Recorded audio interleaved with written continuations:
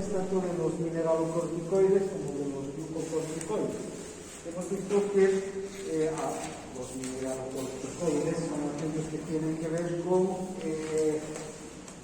la regulación de la concentración de iones, ¿no? Minerales, por eso mineralocorticoides. ¿Y qué iones en particular? El sodio y el potasio. ¿Y cuál es esa hormona que participa de manera, digamos, protagónica en la concentración, en la regulación de la concentración del ion potasio en particular? Es la aldosterona. Además, también, recuerdan, participa en la reabsorción del sodio, independientemente del agua, solamente del sodio a nivel de los túbulos, mediante el mismo mecanismo que secreta potasio. Desde luego, es también la aldosterona. Entonces, vamos a ver la función de los mineralocorticoides, en este caso de la aldosterona. Ya hemos visto, cuando hemos hablado del renal, cuando hemos hablado del sistema circulatorio, la función de la aldosterona, ¿no?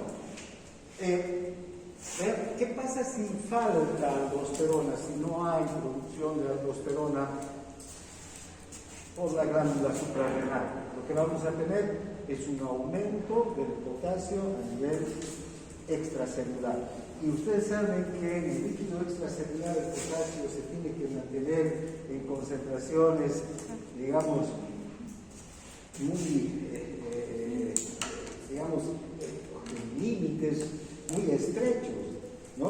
El 4.2 sería la concentración de potasio, 4.2 miliequivalentes promedio. Puede haber un aumento de 0,3 miliequivalentes o 0,3 miliequivalentes disminuir también. Entonces, entre 3.9 y 4.5 sería el margen, el parámetro. Después se produce hiperpotasemia, hipopotasemia, que son alteraciones graves que pueden llevar a la muerte de las personas. Por eso que la aldosterona es una hormona importantísima, esencial en la fisiología.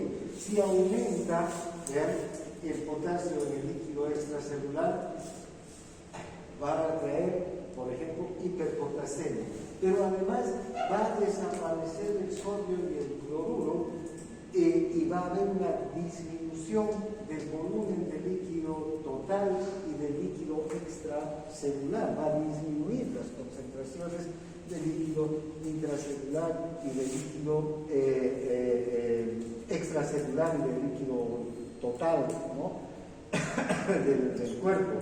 Va a descender el gasto cardíaco. El enfermo pasa a un estado de shock y seguido de la muerte. Fíjense como una hiperpotasemia o una ausencia, más que la hiperpotasemia, la ausencia de la aldosterona puede producir toda esta alteración del sistema cardiocirculatorio, de los líquidos, de los volúmenes de los líquidos en particular. De hecho, la aldosterona es responsable de más del 90% de la actividad mineralocorticoide. También la corticosterona tiene algo de actividad mineralocorticoide, el cortisol también tiene algo de actividad mineralocorticoide. Bien.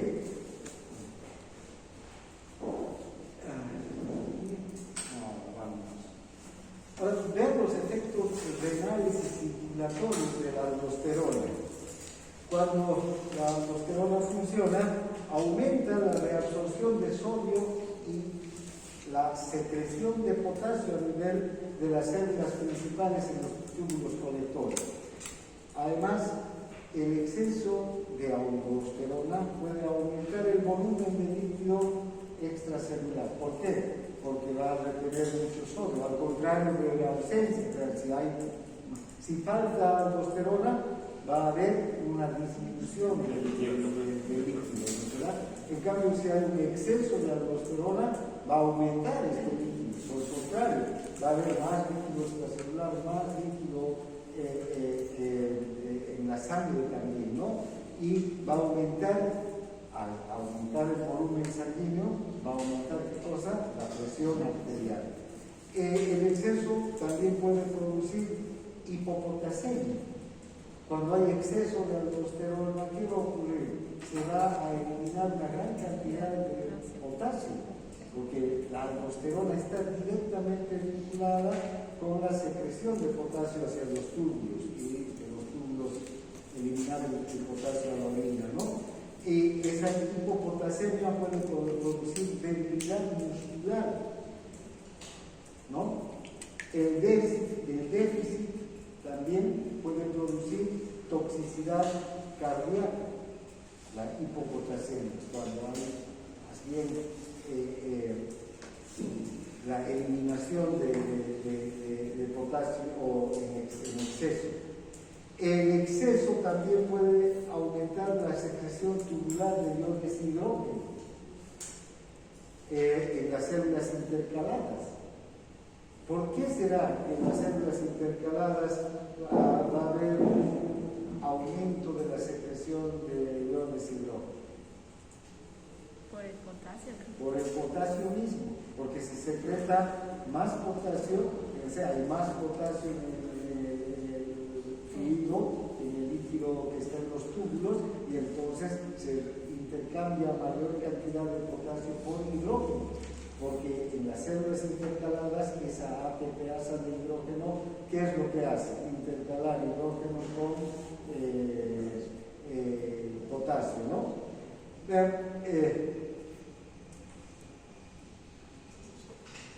Ahora, también hay efectos de la aldosterona sobre otros mecanismos corporales que incluyen el intercambio de sodio con potasio.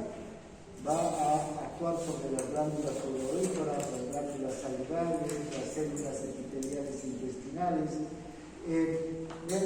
Cuando sudamos en exceso a nivel de las glándulas sudoríparas, va a conservar la sal, va a reabsorber el sodio y va a eliminar nuestras glándulas sudoríparas van a eliminar una cantidad de líquido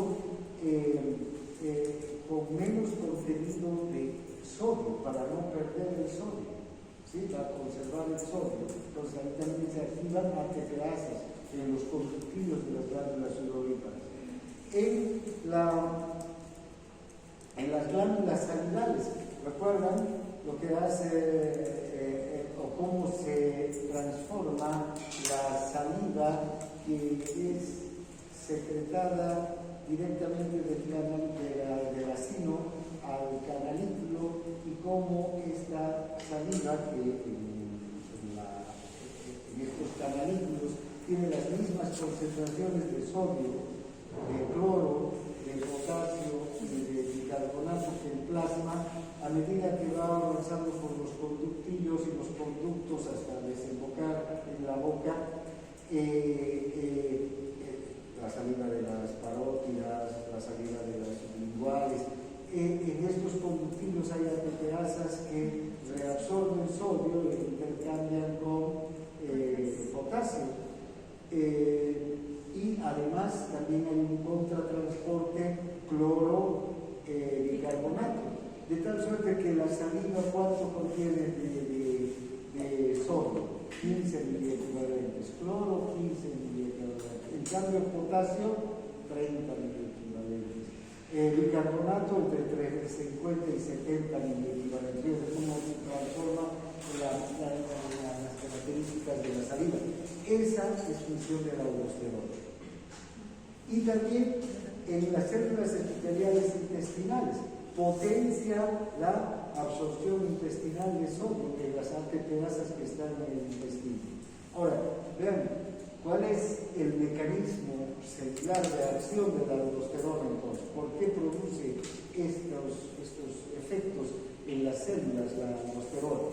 La aldosterona, una vez que se libera de la glándula suprarrenal, pasa a la circulación y hacia dónde se dirige, hacia el riñón, o también se dirige hacia las células salivales, hacia las glándulas salivales, o hacia las glándulas sudoríparas o hacia el intestino.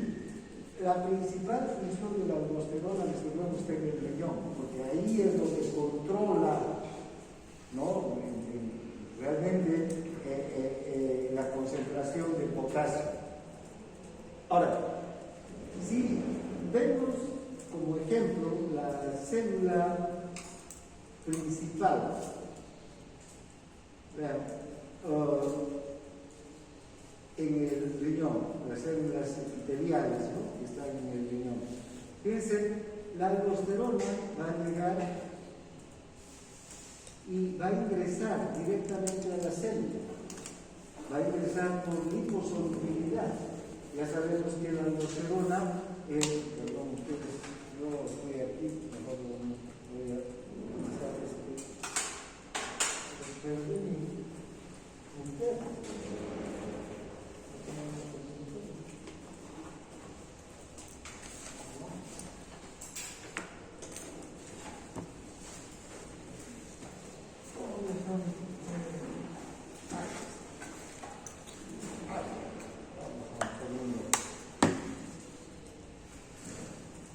aquí, vean, la aldosterona llega y por liposolubilidad ingresa al interior de la célula.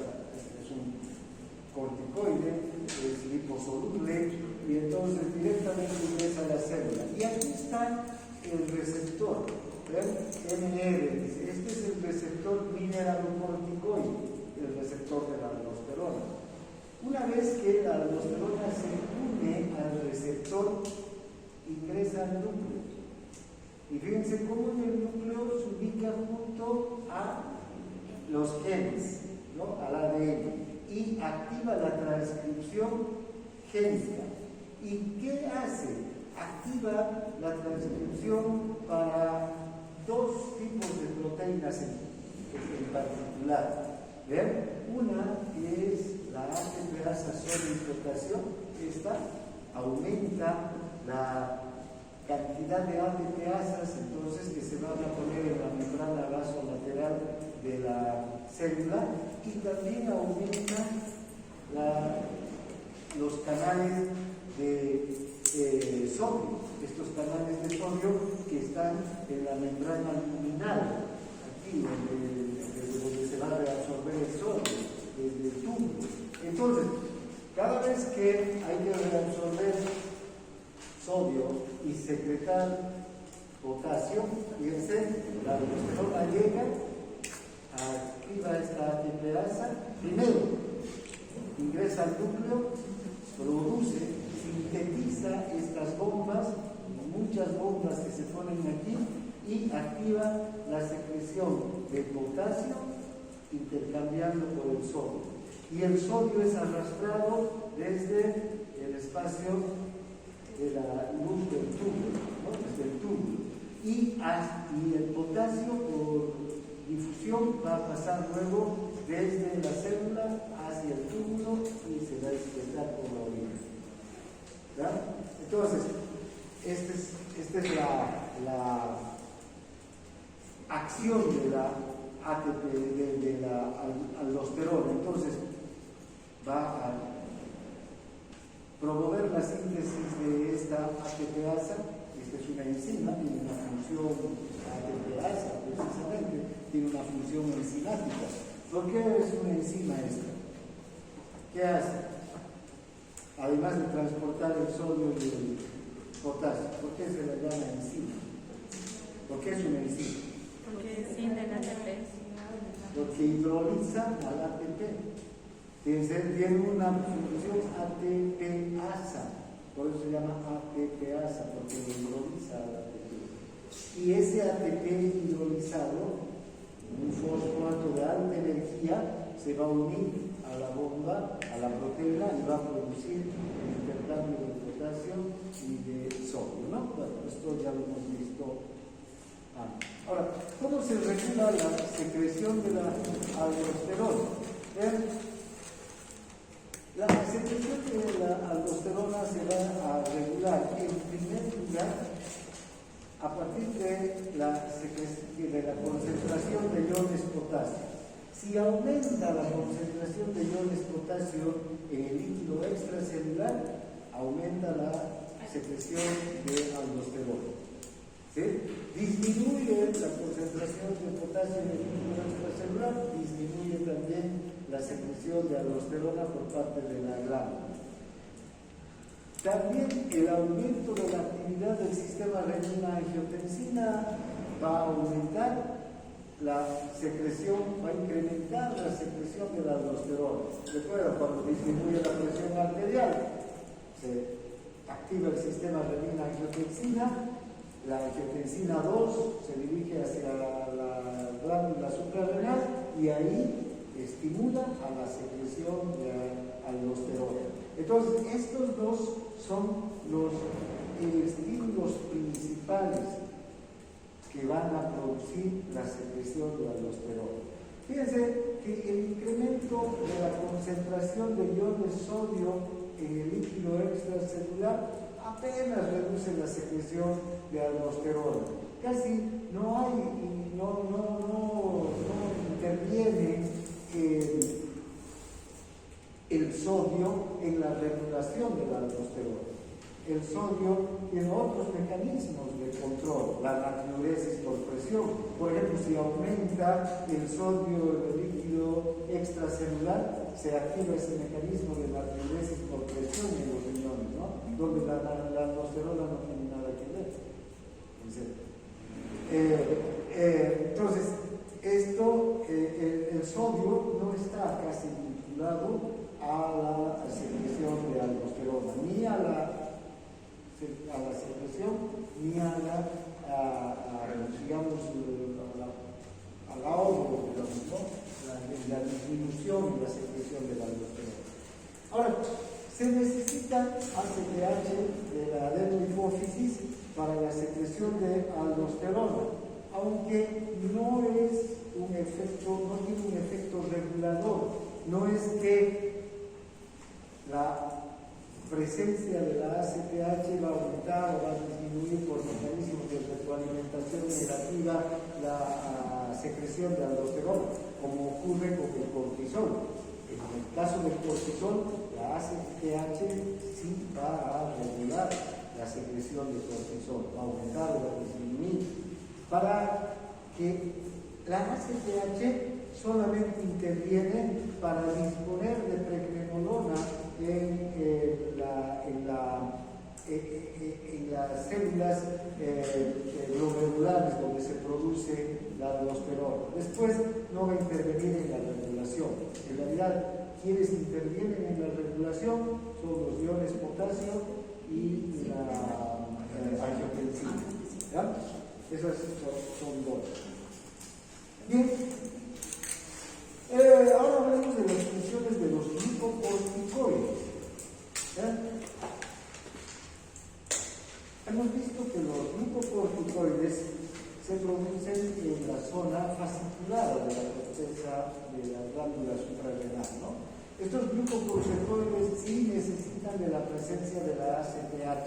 Sin ACTH, la zona fasciculada no produce corticoides. Tiene que haber la hormona adrenocorticotropa para que se produzcan corticoides y se liberen además los corticoides.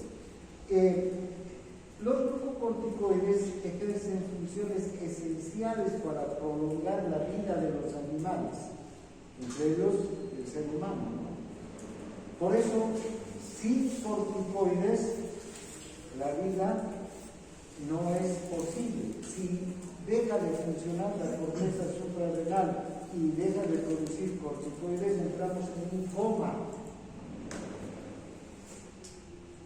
Un fármaco, van a ver que cuando se dan corticoides, por ejemplo, los fármacos, ¿no? Los medicamentos corticoides, por periodos prolongados de tiempo, por más de 2, 3, 4, 5 semanas o meses, y se corta la administración del fármaco bruscamente, hay una deprivación glandular y no se produce el corticoide que necesita el organismo inmediatamente.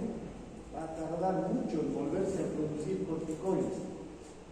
¿Y qué va a ocurrir con la persona? Va a empezar a tener mareos, náuseas, indisposición, y y va a entrar en coma. Y si no se produce siempre el corticoide, va a morir, ¿no? Ese se llama insuficiencia suprarrenal aguda, se conoce esa condición. Bien, entonces son esenciales para la vida.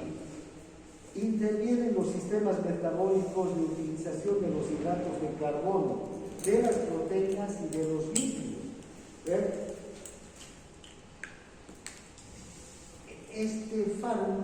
Estas hormonas son importantes para resistir el estrés, tanto físico como mental. Por ejemplo, si hay un estrés físico, un trauma en el organismo, cualquier tipo de trauma, desde una pequeña cortadura hasta un politraumatismo, los corticoides se liberan en gran cantidad de la glándula suprarrenal para intervenir en procesos antiinflamatorios. Inmediatamente empiezan a actuar, ¿no? Deteniendo el proceso inflamatorio, que es normal, además que el proceso inflamatorio arranca, pero un proceso inflamatorio puede llevar a producir daños más graves todavía que el mismo trauma, porque han debido ver o han debido oír que de una infección o de una inflamación de una parte del cuerpo puede ir avanzando esa inflamación cuando no se detiene adecuadamente la inflamación. Entonces, para resistir el estrés físico son importantes los corticoides, el cortisol. De hecho, los fármacos que utilizamos, que son fármacos, sustancias artificiales que hacen lo mismo que el cortisol, que se conoce, ¿con qué nombre se conocen? Como antiinflamatorios esteroideos. Su principal función es actuar como antiinflamatorios. Además, también para resistir el estrés mental, la tensión nerviosa. Y vean, este aspecto del estrés mental lo soportamos todos los días, ¿no? Nos levantamos, despertamos y empezamos a pensar en todo lo que nos espera del día y empezamos a entrar en tensión. Es normal. Todos estamos en un estrés mental, fisiológico. No es que sea un estrés en personas con susceptibilidad a sufrir un estrés patológico o porque tienen demasiadas responsabilidades, ese estrés mental es más grave, ¿no? Pero fíjense, cualquier día de la vida, hasta un fin de semana, ¿no? Nos levantamos, tengo que ir a jugar fútbol, tengo que ir al cine, tengo una cita, tengo que... Inmediatamente empezamos a prepararnos para afrontar las actividades diarias. Ahí se empieza a secretar cortisol. Vamos a ver enseguida que, por ejemplo, la secreción de cortisol es mayor media hora después de que despertamos. ¿Y cuando secretamos menos cortisol? Cuando estamos durmiendo. ¿No? Ahora, el 95% de la actividad glucocorticoide se debe al cortisol y a la hidrocortisol, en especial al cortisol, ¿no? Que también se llama hidrocortisona, pero la hidrocortisona también puede estar presente en la secreción de la zona reticular. La corticosterona, que también se presenta en la zona glomerular, que se convierte en aldosterona, ¿recuerdan? Con la aldosterona sintetasa, también posee una actividad glucocorticoide pequeña, pero que es lo más importante, no como la del cortisol. Ahora, enseguida vamos a ver las funciones que tiene el cortisol, pero el cortisol también es una hormona esteroidea que actúa directamente en el núcleo, llega hasta el núcleo y en el núcleo se une con su receptor, en el núcleo de las células de casi todo el organismo. Se unen las células del hígado, del riñón, del sistema nervioso, de la piel, del tejido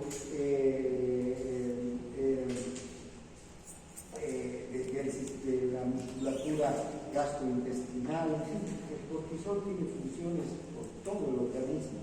En unas células y en unos órganos tiene unas funciones y en otros otras funciones. Fíjense cómo el cortisol, de hecho, en lo que se refiere a la inflamación, por ejemplo, fíjense, cuando ingresa al núcleo, va a activar o va a inhibir ciertas actividades enzimáticas que se dan en las células. En algunas células va a inhibir la actividad enzimática y en otros va a activar esa actividad enzimática. Fíjense, en algunas va a reducir la transcripción de ciertas enzimas que intervienen en estos procesos. Fíjense, va a disminuir, o no solo de ciertas enzimas, sino también de ciertas proteínas que intervienen en el proceso. Va a reducir la transcripción de quimiosinas, como las interleucinas 8, las RATs, las MIP1-alfa, las MSP1, la eotaxina. Todas estas sustancias intervienen en los procesos inflamatorios, en los procesos de respuesta del organismo a la inflamación y a la infección. Fíjense, otras citocinas, estas citocinas como la interleucina 1, la interleucina 2, la 3, la 4, la 6, todas las interleucinas, el factor de necrosis tumoral, el factor de maduración de monocitos, el factor de maduración de neutrófilos, todos esos factores que se activan durante el proceso inflamatorio van a ser reducidos en su transcripción por el cortisol. Cuando veamos en la próxima unidad sangre, vamos a ver cómo estas interleucinas se producen a partir de la activación del linfocito colaborador, del linfocito T colaborador, que produce estas interleucinas que van a intervenir en el proceso inflamatorio y que van a desencadenar un montón de procesos vinculados con la inflamación. Ustedes están viendo en este momento fisiopato. No, patología. Fisiopato es ataque. Al año van a ver con la fisiopatología de la inflamación. Van a ver cómo todas estas interleucinas intervienen en la inflamación. Enzimas indiscutibles como la óxido nítrico sintetasa. ¿Para qué sirve el óxido nítrico sintetasa? Para producir óxido nítrico. ¿Y dónde se produce óxido nítrico? En el endotelio. ¿Y cuándo se produce óxido nítrico? Por ejemplo, cuando hay procesos también de inflamación. ¿Para qué? Para que se dilaten las arterias y aumente el flujo sanguíneo. La ciclooxigenasa 2, que participa del proceso inflamatorio también, formando prostaglandinas proinflamatorias. De hecho, los AINES, unos fármacos antiinflamatorios, inhiben a esta ciclooxigenasa. Y vean, el propio cortisol tiene la capacidad de inhibir a la ciclooxigenasa 2. La fosfolipasa A2, esta fosfolipasa A2 empieza el proceso de la inflamación. Cuando hay un daño en la célula, ¿qué es lo que se daña? La membrana celular. ¿Y de qué está compuesta la membrana celular? De fosfolípidos. Esta enzima convierte los fosfolípidos de la membrana en ácido araquidónico y la ciclooxigenasa al ácido araquidónico en enzimas o en prostaglandinas proinflamatorias que activan a la histamina, activan a las citocinas también, ¿no? Receptores de endotelina, NK1, NK2, que también responden al proceso inflamatorio, en especial cuando hay hemorragias. Moléculas de adhesión como la ICAM1, la selectina, también cuando veamos sangre vamos a ver a esta ICAM1. ¿Para qué sirve la ICAM1? Son moléculas de adhesión. ¿Qué quiere decir eso? Que para que haya la salida del glóbulo blanco hacia el espacio extracelular, fíjense, ese proceso de diapéresis, ¿no es verdad? El glóbulo blanco se escurre por el poro hacia el líquido extracelular. Antes de escurrirse por el poro, tiene que adherirse al endotelio. Estas son las que producen digamos, adhesión del glóbulo blanco hacia el endotelio para que pueda empezar el proceso de diapéresis. Bien, entonces ahí intervienen, fíjense, ¿qué acciones? Múltiples acciones de los glucocorticoides sobre enzimas o sobre proteínas específicas. ¿Qué hacen entonces en el núcleo de las células? Inhiben que se transcriban esas enzimas. En otros núcleos, en otras células, más bien van a aumentar la transcripción. Fíjense, la lipocortina, que es otro inhibidor de la fosfolipasa A2. Ya hemos visto que la fosfolipasa A2 convierte el ácido o los fosfolípidos en ácido araquidónico. Entonces disminuye la producción de ácido araquidónico. Inhibidor de la fosfolipasa A2, el CC10, otro inhibidor de la fosfolipasa A2 para el proceso de la inflamación. Activa la síntesis de adrenoreceptores. ¿Para qué? Para que, para el estrés, ¿no? Cuando descargamos adrenalina, los adrenoreceptores beta 2 van a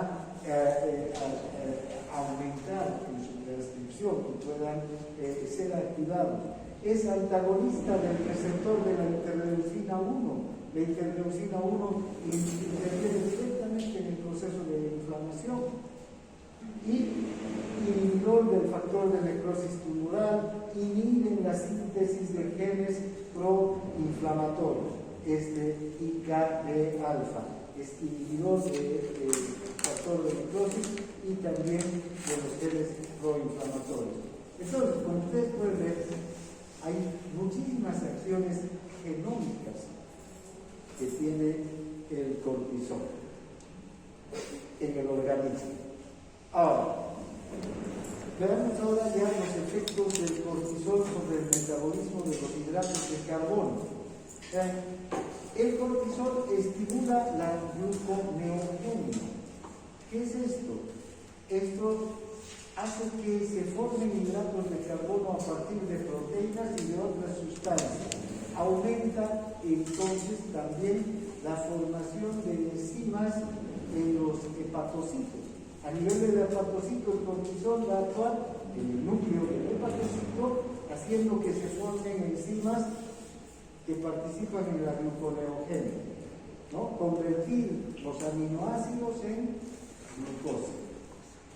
Moviliza los aminoácidos de los tejidos extrahepáticos hacia el hígado. Es decir, fíjense, el cortisol tiene una función. Por ejemplo, en el músculo esquelético, el cortisol lo degrada y destruye las proteínas, degrada las proteínas, actúa sobre las proteínas produciendo su degradación, activa entonces proteasas en el músculo para que el músculo ceda los aminoácidos. Y estos aminoácidos pasen a la circulación y se lo movilizan hacia el hígado. Por eso es que hay una disminución de la masa muscular cuando hay un exceso de cortisol. Eso pasa, por ejemplo, en tratamientos prolongados con corticoides. Por otro lado, disminuye la utilización de la glucosa. Prioriza esta glucosa para el cerebro. ¿Ya? Y retrasa la velocidad de la utilización de la glucosa en algún lugar comprendido entre el punto de entrada en la célula y de su descomposición final.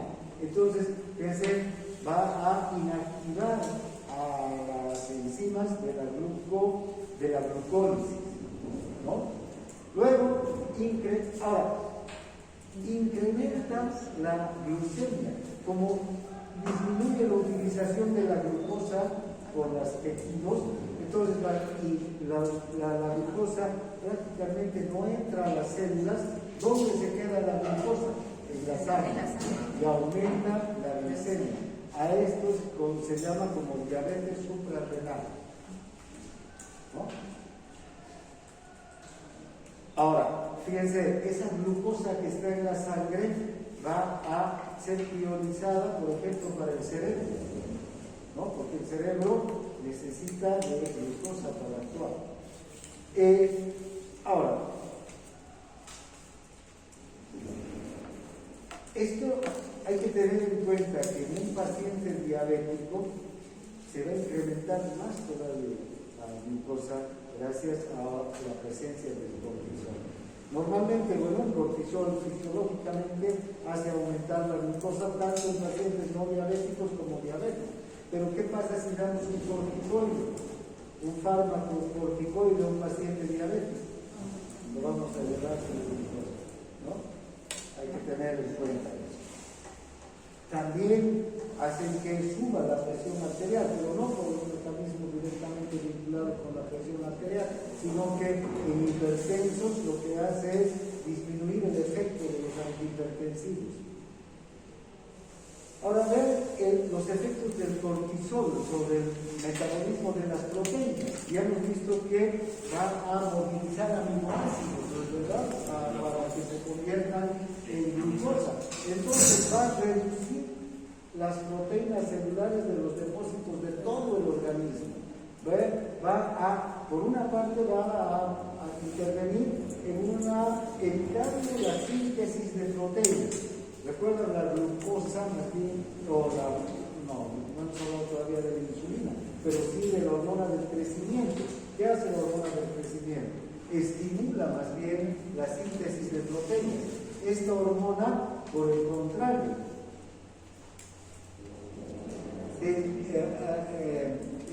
evita la síntesis de proteínas, desciende la síntesis de proteínas en las células, hace que las células sinteticen menos proteínas. ¿Y qué hace con los aminoácidos? Los conduce hacia la circulación y luego hacia el hígado, ¿no? Ahora, hay un mayor catabolismo de las proteínas.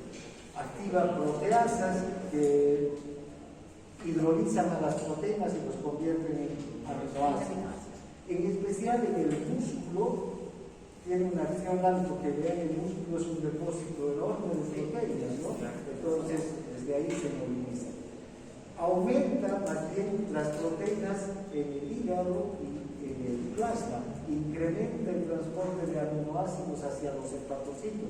Los hepatocitos disponen de mayor cantidad de aminoácidos y de proteínas. Aumentan los aminoácidos sanguíneos, la concentración, porque este catabolismo de las proteínas, esos aminoácidos pasan a la sangre y aumenta la concentración de aminoácidos en la sangre y se incrementa el transporte desde todos los tejidos extrahepáticos hacia el hígado. Entonces, aumenta la concentración de aminoácidos tanto en la sangre como en el hígado, ¿no? Hacia los hepatocitos. Ahora, también tiene un mecanismo de acción sobre el metabolismo de las grasas. Moviliza los ácidos grasos de los depósitos y aumenta la concentración de ácidos grasos en el plasma. Fíjense, si el cortisol se opone a la utilización de la glucosa, no es que quedamos sin glucosa o sin energía. Lo que hace es aumentar la utilización de las grasas para fines energéticos. Moviliza entonces grasas desde los depósitos hacia el plasma y desde el plasma hacia las células, para que las células prioricen a la grasa como fuente de energía. Ahora, eso sucede en las células que pueden utilizar la grasa como fuente de energía. ¿Cuáles son las células que no pueden utilizar o que no utilizan grasa como fuente de energía? Las neuronas, los glóbulos rojos, ¿no es verdad? Las células de la retina, esas sí necesitan la glucosa. No utilizan ácidos grasos.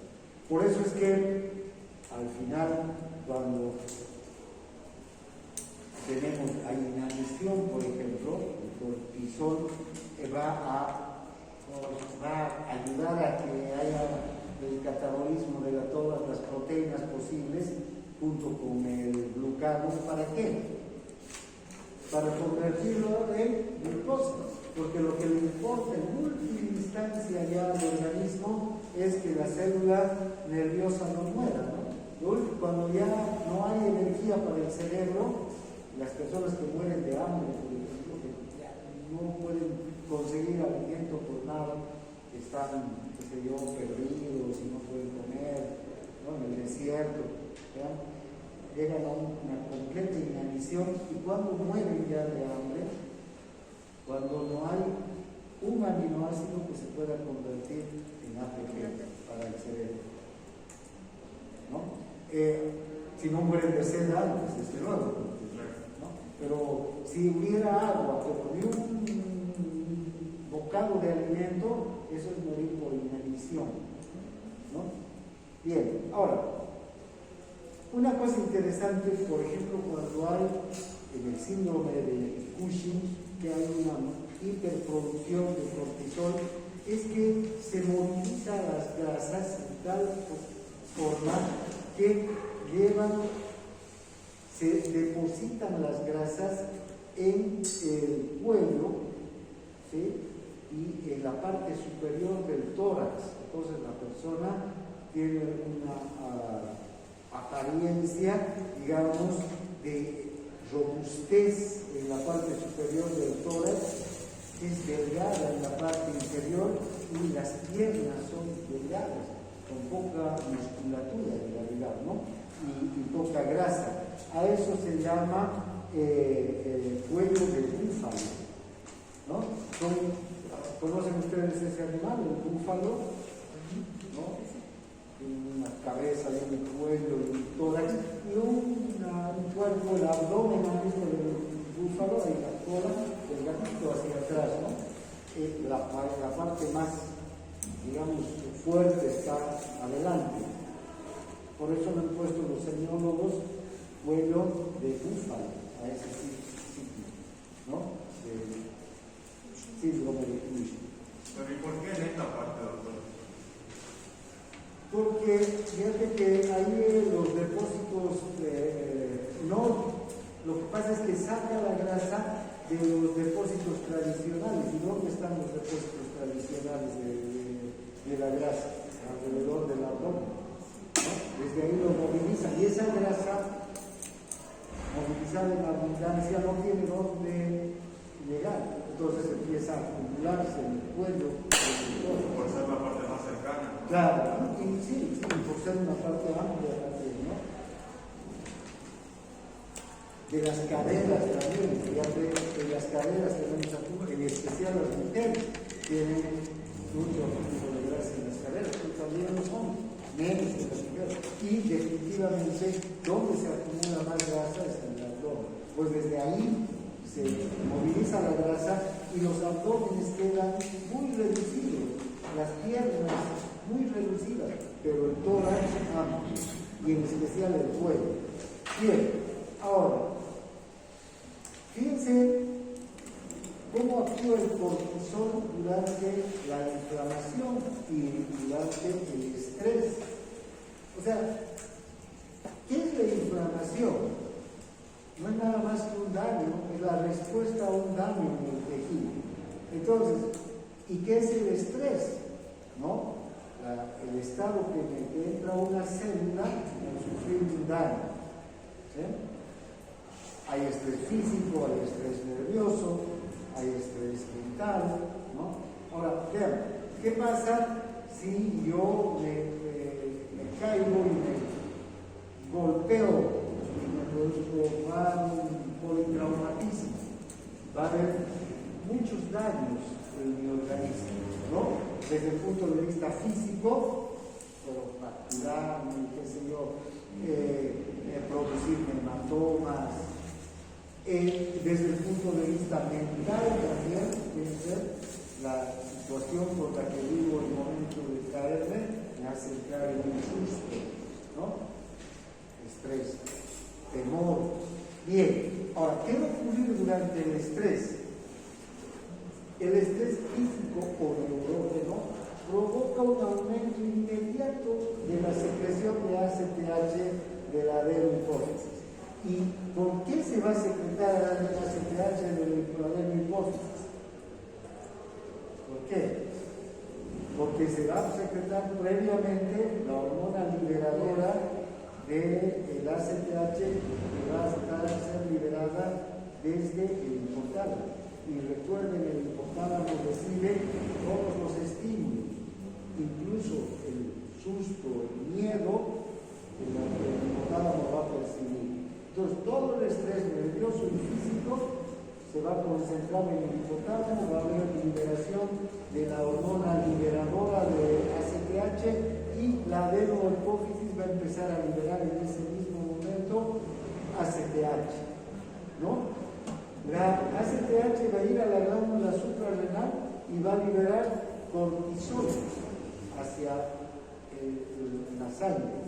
Y ese cortisol va a producir todas esas acciones que acabamos de ver antiinflamatorias en el organismo, ¿sí? Va a actuar directamente sobre las células, va a producir, de hecho, va a aumentar la glucemia de la sangre, va a movilizar proteínas, va a movilizar lípidos, ¿no?, hacia los tejidos. Y desde el punto de vista antiinflamatorio va a empezar a actuar en todos los procesos de la inflamación. ¿Qué puede producir un estrés físico o neurógeno? Un traumatismo, una caída, por ejemplo, pero también una infección produce un estrés. Calor o frío intensos. Si tengo mucho calor o mucho frío, mi cuerpo se va a estresar. Inyecciones de noradrenalina, desde luego, ¿no? Si yo inyecto noradrenalina o adrenalina, ¿no? La cirugía. Cualquier cirugía. Ya basta que a un paciente le digan, usted, bueno, le vamos a operar la el estrés, ¿no? Y peor todavía a medida que se acerque el día o la hora de la cirugía. Inyección de sustancias necrosantes bajo la piel, produce necrosis y un gran dolor de estas sustancias. Inmovilización del animal. Ustedes amarran a un animal, inmovilícenlo, el estrés que va a entrar, o si ustedes quedan inmovilizados. Enfermedades debilitantes de cualquier tipo, las personas entran en estrés. Las enfermedades entran en estrés, ¿no? Entonces, hay una reacción inmediata de la corteza suprarrenal secretando cortisol, gracias a todo el mecanismo que se pone en marcha. Ahora, fíjense cómo aquí podemos observar la secreción de cortisol normal en una rata normal, y fíjense, es la misma rata que secreta cortisol en la mañana. Normalmente, durante el día, en la noche poca secreción de cortisol. Pero vean aquí abajo la secreción de, en este caso, corticosterona en la misma rata si en este punto le rompemos la pierna. Le producimos un traumatismo a la rata. La rata normal secreta cortisol, el pico, la mañana, luego disminuye y va disminuyendo. Pero a esta rata está disminuyendo el cortisol y le producimos, rompemos la pierna, digamos, con un golpe, ¿no? Estamos produciendo un traumatismo físico, ¿no? Fíjense cómo el cortisol se dispara esa rata, la secreción de cortisol. Bien. Entonces, el cortisol tiene potentes efectos antiinflamatorios. En realidad, utilizamos nosotros corticoides artificiales, ¿no? Sintéticos, medicamentos, fundamentalmente por estos efectos antiinflamatorios. Cualquier traumatismo que nuestro organismo sufra va a producirse inflamación. La célula va a ser respondida con una serie de acciones. Se van a desencadenar una serie de procesos bioquímicos para responder al daño. A esa respuesta se conoce como inflamación, ¿ya? Pero muchas veces la inflamación puede ser más perjudicial que el propio trauma o el propio daño. Por eso nuestro organismo es capaz de responder a la inflamación secretando cortisol. Vean, ¿qué ocurre cuando hay un proceso inflamatorio? Vamos a hacer una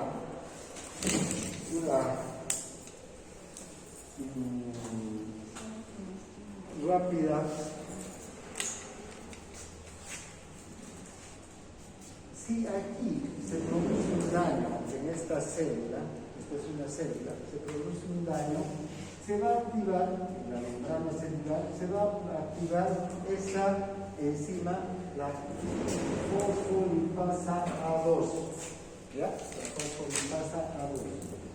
Esta enzima convierte los fosfolípidos, ¿recuerdan? La dicapalínica, ¿de qué está formada? De fosfolípidos. Estos fosfolípidos de la membrana los convierte en ácido araquidónico. Inmediatamente se activa una enzima, la ciclooxigenasa 2, que convierte el ácido araquidónico en prostaglandinas. Y las prostaglandinas, estas prostaglandinas proinflamatorias, van a activar citocinas, interleucinas, histamina, heparina, serotonina, un montón de sustancias que intervienen en el proceso inflamatorio. Además, vean, cuando se daña una célula, ¿qué cosas tenemos aquí? Los lisosomas, que son enzimas proteolíticas. Estos lisosomas pueden quedar libres del líquido extracelular y atacar esta célula. ¿Sí? Además, estas interleucinas pueden activar la llegada de ¿qué? De neutrófilos, de macrófagos, de linfocitos a este sitio, ¿no? Estas células pueden, además de los linfocitos en especial, también empezar a activarse contra las células vecinas que están sanas. Estas células están sanas, no tienen nada, pero el proceso inflamatorio puede ir ganando terreno.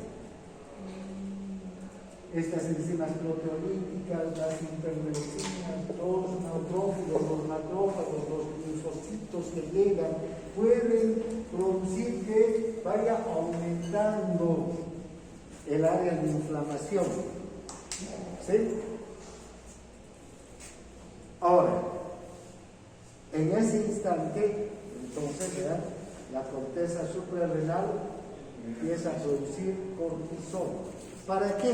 Para evitar que el daño de una célula o dos o de un grupo de células se vaya ampliando, ¿no? Se vaya ampliando. De hecho, intervienen, ya hemos visto, inhibiendo a la fosfolipasa A2, inhibiendo a la ciclooxigenasa para que no haya formación de estas prostaglandinas. Además, inhibe también la síntesis de estas enzimas o de estas proteínas, las interleucinas, las citocinas que participan en el proceso inflamatorio. ¿no? Ahora, gracias a eso, la inflamación queda circunscrita a un área. Ahora, ven, eso normalmente sucede en nuestro organismo, pero a veces este proceso inflamatorio es tan grande que igual, a pesar de que nuestra glándula suprarrenal está produciendo cortisol, el proceso inflamatorio puede ir avanzando y descontrolarse. Y la persona terminal, en especial con las infecciones, ¿no? Ahora,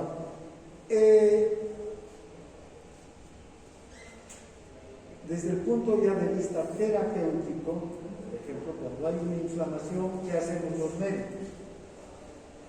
Controlamos esa inflamación rápidamente. Entonces, contribuimos a la glándula suprarrenal a controlar el proceso inflamatorio y a limitar la inflamación. Por eso damos, por ejemplo, los fármacos antiinflamatorios, damos los AINES, ¿no? Hay, qué sé yo, el ibuprofeno, el diclofenaco, el meloxicam, el piroxicam. Todos esos fármacos los utilizamos ¿para qué? Para detener el proceso inflamatorio. Es mejor detener el proceso inflamatorio. O también podemos utilizar corticoides sintéticos, que son más potentes todavía para detener el proceso inflamatorio. Este es un proceso inflamatorio agudo, pero hay procesos inflamatorios crónicos, como por ejemplo el de la artritis. Ese es un proceso inflamatorio crónico que empieza con una pequeña inflamación de la articulación y debido a esto, a este mecanismo de ampliación de la inflamación, vean, después de 3 meses la articulación tiene más dificultad para moverse. Después de 6 meses, más dificultad todavía. A los 2 años la persona ya le cuesta. Fíjense, va ampliándose la inflamación y el dolor y las molestias, la limitación incluso esos son procesos inflamatorios crónicos.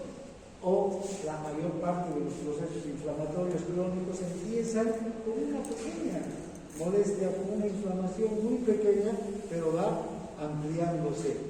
Es mucho más notorio un proceso inflamatorio crónico esto de que se va ampliando. La inflamación puede ser más perjudicial que el propio trauma o la propia lesión inicial que produjo la inflamación. Entonces es bueno aquí evitar la inflamación. Ahora, normalmente nosotros estamos sometidos a una serie de estrés, de estímulos o de causas de estrés, los humanos, los animales en general, ¿no? Nos golpeamos, nos chocamos, nos enfermamos. El cortisol de nuestra glándula suprarrenal se encarga de precisamente limitar estos procesos inflamatorios. Sin cortisol moriríamos rápidamente por un proceso inflamatorio que no se podría detener. Bien, entonces, ahora, la medicina además puede retener más temprano todavía y evitar que estos procesos inflamatorios avancen, porque tenemos ya los medicamentos, ¿no? Además, acortamos el proceso inflamatorio. Un paciente que se cae y se fractura el brazo, ¿vean? Va, tal vez con el tiempo, no tal vez no, pero con el tiempo va a recuperar, digamos, un poco la función, el dolor va a ir cediendo conforme vaya pasando el tiempo. Eso ocurrió en la antigüedad, cuando no teníamos AINES, cuando no teníamos morfina, cuando no teníamos corticoides. La gente se las tenía que aguantar y esperar que no se complique. Si se complicaba, solía morir. Si no se complicaba, sobrevivía, ¿no? ¿Verdad? Hoy día, ¿qué hacemos? Acortamos esos periodos. El paciente se fracturó, le damos antibióticos, antiinflamatorios, ya no le duele, puede tolerar mejor, la inflamación se detiene rápidamente con los medicamentos. Pero lo que les quiero decir es que sin necesidad de esos medicamentos, nuestra glándula suprarrenal produce cortisol que hace exactamente eso. una acción antiinflamatoria. ¿Ya? Por eso es esencial para la vida el cortisol. Un animal no puede sobrevivir si no hay cortisol, no puede enfrentar el estrés, tanto físico como mental. Ahora, fíjense cuáles son las etapas de la inflamación: liberación de histamina, bradicimina, enzimas proteolíticas, prostaglandinas, leucotrienos. En el dibujo que les hice, es el momento en el que se produce, digamos, el daño en el tejido, la liberación de todas estas sustancias proinflamatorias. Estas van a producir un aumento del flujo sanguíneo, ¿no? Ustedes conocen la tétrada de Simpson, voy a hablar de la tétrada de Simpson, rubor, tumor, calor y dolor. Aquí tendríamos el rubor, porque aumenta el flujo sanguíneo, se enrojece la zona, porque hay un aumento de la histamina, el óxido nítrico, fíjense que se activan para producir vasodilatación, aumentan el flujo sanguíneo, ¿no? La histamina en especial. Luego hay salida de plasma hacia el líquido extracelular. Hay un aumento de la permeabilidad capilar. La bradicimina generalmente está involucrada en esto, que hace que se produzca el edema. Y esto en esa tétrada, ¿qué será? El tumor. Vean. Luego, la misma bradicimina, ¿qué activa la bradicimina en el tejido?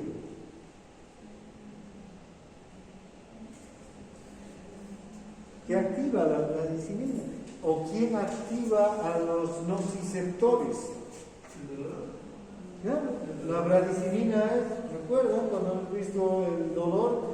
Tanto para el dolor rápido como para el dolor lento, es la bradicimina, los iones potasio que se liberan de las células, los hidrógenos al romperse la célula, al dañarse la célula, iones potasio, hidrógeno, bradicimina, enzimas proteolíticas, ¿qué hacen? Se unen a los nociceptores y transmiten señales dolorosas.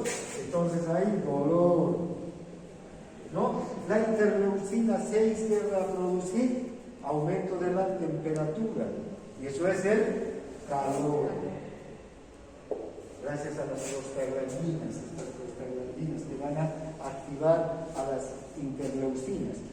Fíjense, entonces todos estos factores de la inflamación van a desencadenarse. Además, se va a infiltrar la zona de leucocitos.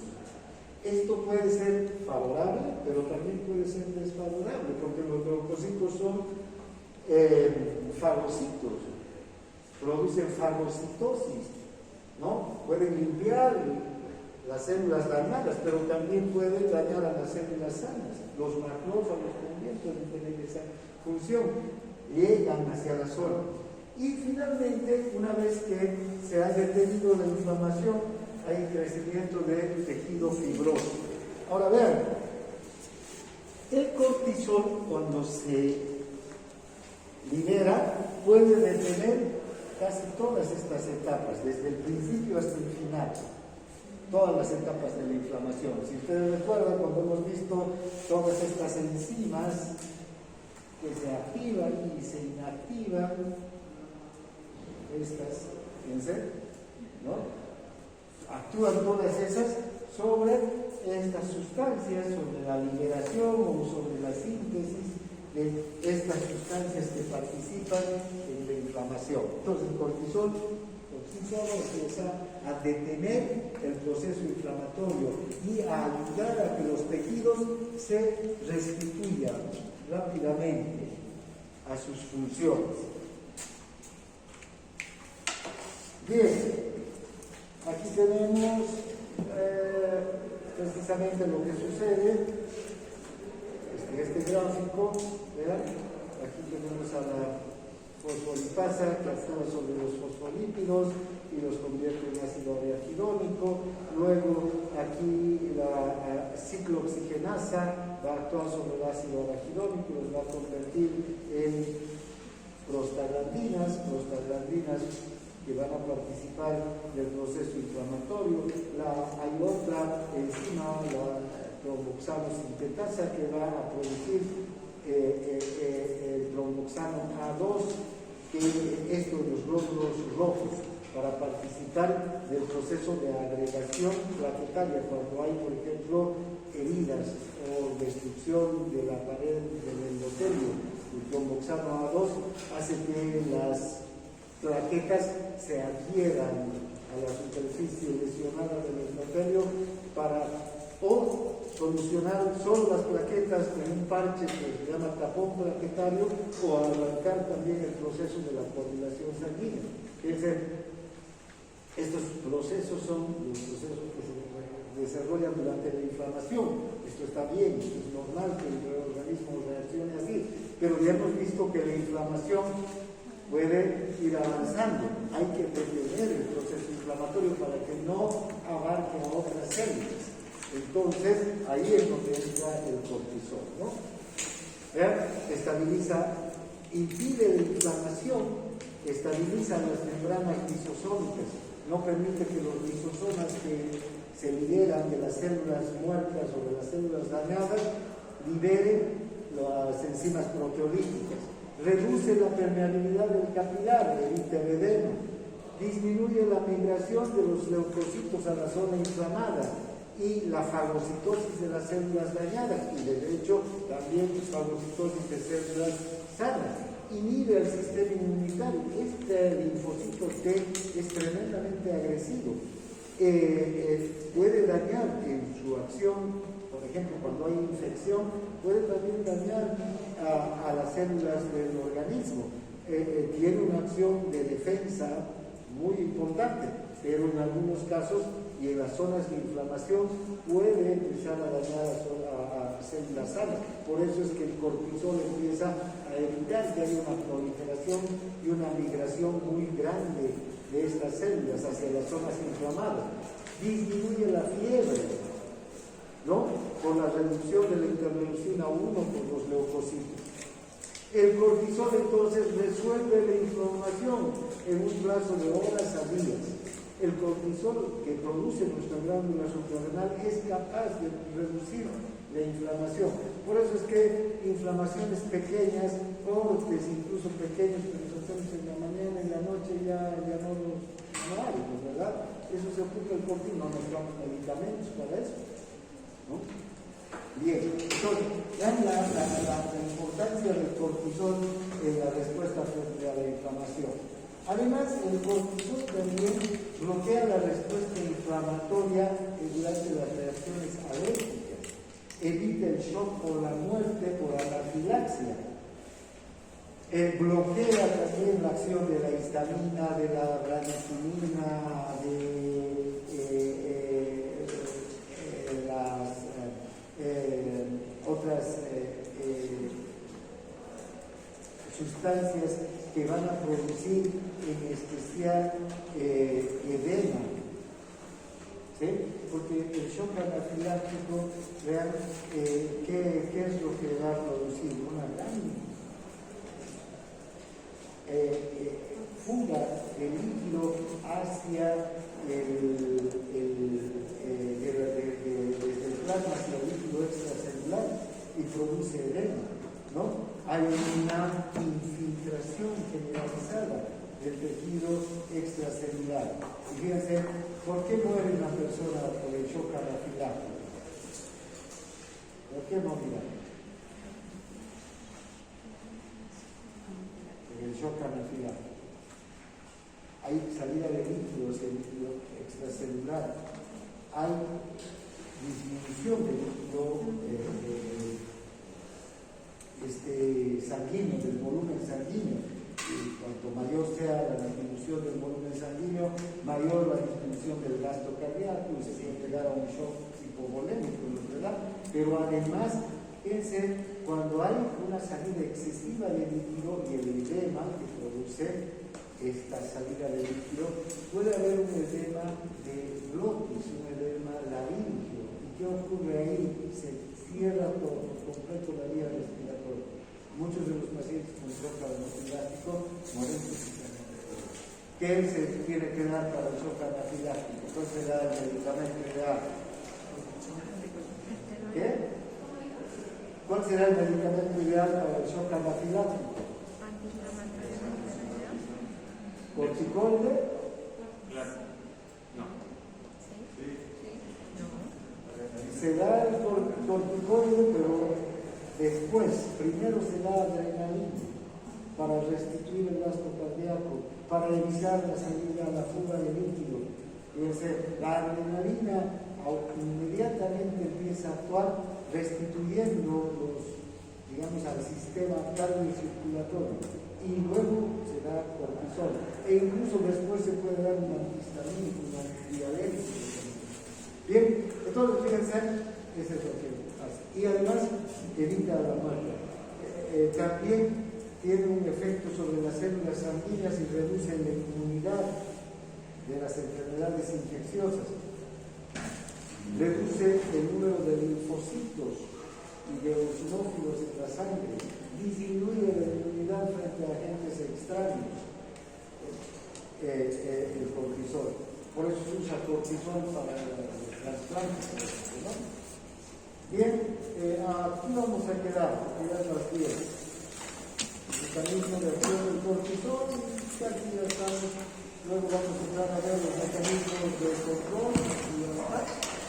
Con eso acabamos. Y algunas enfermedades, ¿no? Bien.